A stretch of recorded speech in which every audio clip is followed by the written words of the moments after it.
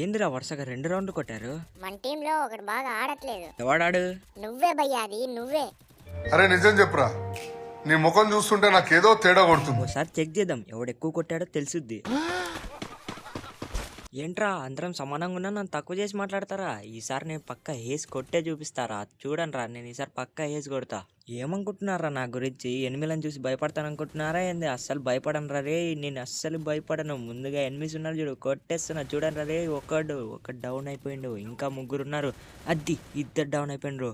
ఇంకా అక్కడ ఎవడో ఉన్నాడు, ఆయన కూడా డౌన్ చేస్తే ఇంకా అయిపోద్ది, 3 అయిపోతారు. ఇంకొకరిని ఈజీగా కొట్టేస్తా. అడు బయటికి రారా.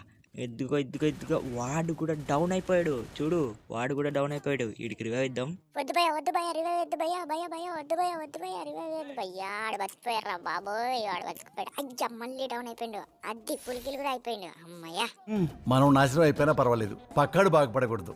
మీరు చచ్చి ఇంకొన్ని కూడా చావాలని కోరుకుంటున్నారు కాబట్టే రా, వాళ్ళు 2 రౌండ్లు కొట్టారు, మనం 0లో ఉన్నాం. ఇప్పుడు నేను అలా కాదురా, నేను ఒక్కడిని 4 వేసేస్తా. చూడండి రా, ఎవట్రాడు అన్నోడు, ఎవట్రాడు.